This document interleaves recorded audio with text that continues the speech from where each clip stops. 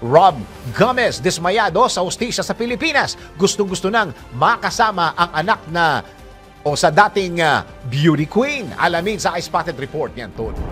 Mahimig lungkot ang aktor na si Rob Gomez nang mapag-usapan ng kanyang anak na nagdaraos ng karawan ngayong araw, December 5. Ayon sa aktor, matagal na niyang hindi nakikita ang kanyang anak sa dating beauty queen na si Shaila Rebortera. Sinabi ng aktor na second birthday ng kanyang anak ngayong araw at gustong-gusto niya itong makita. Inamin din ng aktor na hindi sa kanya pabor ang kaso tungkol sa visitation right ng kanyang anak.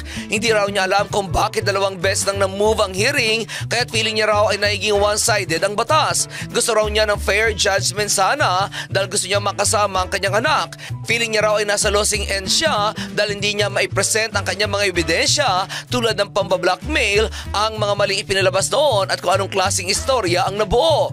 Ayaw niya daw ilabas ang kanyang mga proof sa media at sa judge niya raw sana ito gustong ipakita pero hindi nga nagkakaroon ng pagkakataon. Samantala, bukas naman kami para sa panig ng mga taong nabanggit. At iyan aking balitang showbiz para sa impilang may todong lakas, DWIZ. Ako si Anton, nagbabalita ng tama, naglilingkod ng tama.